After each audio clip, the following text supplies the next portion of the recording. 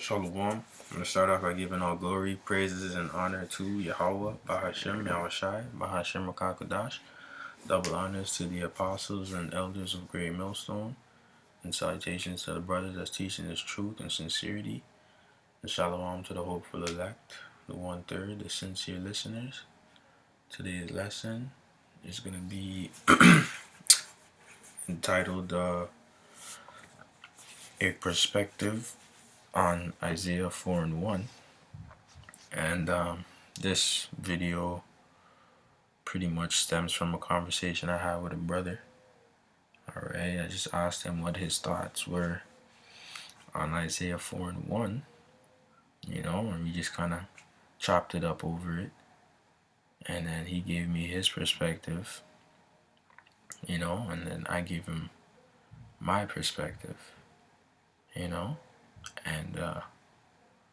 once I gave him my perspective, which was, because I had a question for him in the sense that, as a brother, that's not really, it's coming from maybe you could say like a carnal sense in a sense, but I was like, as a brother, that's not really on social media, posting other than YouTube, but like posting on like Instagram and posting the truth on Instagram and stuff like that.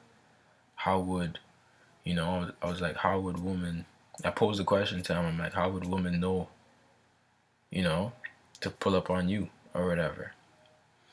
And he then told me, he was like, it's not really gonna be like that, you know what I mean? Because, I was just thinking of a certain perspective. He was like, it's gonna be similar to like, if you're walking to the food market or the grocery store or something, and a woman pops up on you, and it's like it's pretty serious times, it's dark times, there's lockdowns or whatever the hell it may be. He's putting it into perspective, and I'm just like, oh, okay, kind of makes sense. And then I was like, oh, okay, so like similar to the book of Eli, right?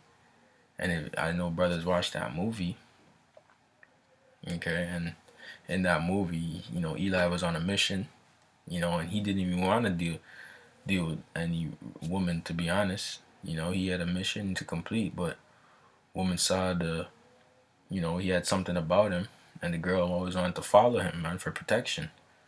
You see what I'm saying? So it's basically gonna be like that. And as brothers and men of the Lord, the Most High is gonna give you the discernment of basically who you choose.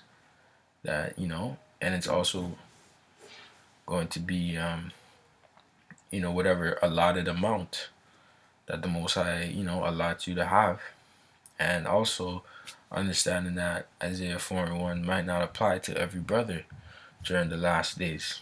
You see what I'm saying? And my question was, was in sincerity. It was just more so about like, how do you think it would play out? You see what I'm saying? And he gave a perspective, and then we were able to chop it up and build off of that. You see what I'm saying? And even so, man, because really and truly, when all hell is breaking loose and things are coming down the pipe or whatever, the Most High is gonna put the spirit on these women to know basically who the men of the Lord are, in a sense. They're not gonna say, "Oh, are you the man of the Lord?" But they're just gonna gravitate towards us, right? And we're gonna have that knowledge to know why they're gravitating towards us. If they do gravitate towards us, if the Lord allows it, right? We're gonna have that wisdom and that discernment to know. And we're also gonna have that discernment to allow and pick and choose, basically. We're gonna have to be, we're gonna be picky and choosy in that time, because these women are gonna have to, as the scripture says, they're gonna, cook for us, and they're gonna clean for us, and they're gonna make clothes for us. All right. In these times or whatever, they're just gonna make sure things are gonna be in order. But I'm gonna read it and then go back into it. But it's just a quick perspective. Isaiah 4 and 1, and in that day 7 women shall take hold of one man, saying, we will eat our own bread and wear our own apparel, only let us be called by thy name to take away our reproach. Yeah, man, because these women are going to be out there, when they don't have the protection of their police force, and and men are gonna be you know looking to ravish them. Men are looking to grape. You see what I'm saying? When all hell's breaking loose, you women are not gonna have any protection. You're gonna be spoiled, man, as society collapses and your hedge is going down, right? So that's why these women are gonna be more in a humble state of mind. They're gonna be in a cooperative state of mind. They're not gonna be combative, argumentative, and that's why you're actually gonna be able to have more than one. All right, because they're gonna know where the power lies ultimately. Okay, all right. But I kind of wanted to bring that out, that perspective. All right, it really has nothing to do with, you might go about your day to day and you might see a woman and you're just like, I claim that, whatever, and or whatever the hell it may be. You know what I'm saying? It has nothing to do with that, because the woman that you may claim or whatever, you're not gonna get that during Isaiah 4:1. Whoever you claim is gonna be in the kingdom. More than most likely, you're not gonna get that during the Isaiah 4:1 time. It's gonna be more so for the kingdom. You see what I'm saying? And so, yeah. And so with that, right, you're gonna have it to where the Most High is gonna bring you new woman, okay, and if they act right and the Lord will, you see what I'm saying, then they get salvation as well too. You see what I'm saying? But then you can also pose the question that are not to say these women are gonna be saved through childbearing, but because I don't but some women maybe during this time it might be. The most brother might have it through that way. You see what I'm saying? So there's something to think about as well. Okay.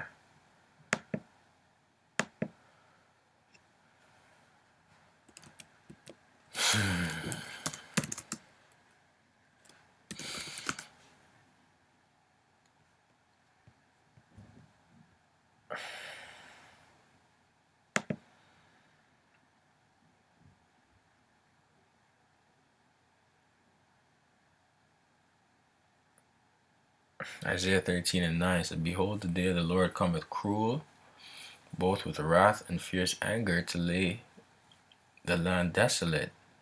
So like Isaiah 13:9, Behold, the day of the Lord Yahweh cometh cruel, both with wrath and fierce anger, to lay the land desolate, and ye shall destroy the sinners thereof out of it. For the stars of heaven and the constellations thereof shall not give their light. The sun shall be darkened in his going forth, and the moon shall not cause her light to shine. Alright? So that means wisdom is not gonna be hard to find, man. You're not gonna find no form of knowledge anymore. Even what you call the society. Okay, when you have the newscasters and they're bringing forth information and all that stuff, you're not gonna be finding that anymore, man. It's gonna be hard to find answers in that day. Okay? And continues on to say, And I will punish the world for their evil, and the wicked for their iniquity, and I will cause the arrogancy of the proud to cease. You see what I'm saying? And I will lay low the haughtiness of the terrible. And, starting with the so-called white man, Esau, Edom, he is the most proud. Okay? So the Most High is going to lay that to rest. But him being at the top, everybody's trying to follow who's at the top. Right? So that means that the spirit of the world is in a proud state, man. Everybody's in a proud state of mind. They're lofty. They only think for themselves. You see what I'm saying? Look what I got. Look what I have. Look at this. Look at me. But the Most High is going to put an end to all of that. It says Isaiah 13:12. This is the point. It says, I will make a man more precious than fine gold, even a man than a golden wedge of Ophir. Okay? And the point being is that, going back to Isaiah 4:1, that's when a man is going to be precious, man. All right, when whoever the Most High deem to be of the elect, all right, um to be chosen for salvation, all right, where it looks like they have a ticket out of this place. The Most High is just gonna put the spirit on these women to know, man, whoever the man of the Lord may be. Okay, but I just wanted to put that out into perspective, and yeah, that was basically it. I'm gonna say, but yeah, let me just basically reiterate the perspective again of basically when you're going on about your day to day, just like in the book of Eli when he was on a mission. So, all right, maybe he was cultivate, he needed a place to lay his head or wherever. He was on a mission to bring the book to the people, to the author or wherever. But like say you're you know say you're in your 15-minute city, quote unquote, right? And it's locked down all over the place. You can't go to certain places, right? But you need to go to the market. You need to grab something. That's where you might come across a woman, or a woman might find you, right? It's not necessarily gonna be through the internet or all that stuff, because the internet's gonna be, pretty much done away with. It's gonna be limited or done away with. Okay, and yeah, see what I'm saying. So it's gonna be more so when you're adventuring. That woman's gonna see you out, and then she's gonna, she don't even know you from nothing, but she just, in her spirit, she knows she's gonna beg. She's gonna, oh, can you take me? Can you take me? It's scary out here. Da da da da da. I don't know if I can do this any much longer. You don't look like a person. Even Salakia, because even to the point where you have it to where women, okay, there's a lot of accounts actually where women, especially in New York City, on the MTA, their transit system there, when they're taking the subway or whatever, the train, all right, the underground train or whatever, men like to follow women, and do whatever with them. I guess kidnap, great, whatever. But so what women would do if they realize a man is following them, right? They would find a man that looks, so somewhat upstanding, or he's not, and they would like basically hug them or for a long time. And as they're hugging them, right, they would whisper in the guy's ears like, these guys behind me are following me. Just act like you know me. If you can help me, protect me. You see what I'm saying? That's what these women would do, so they can avoid, whatever situation they may be in, right? They would go to another man for their protection. And, a lot of times the police are not there.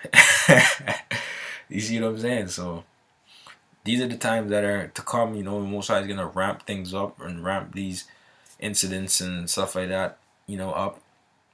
Like I said, even so, the apostle, so I heard Apostle Gabar say, don't worry about women, because Isaiah 4:1 is basically, it's not a rounded way, but during that time, it's coming, man. You see what I'm saying? So right now, just focus on this truth, all right?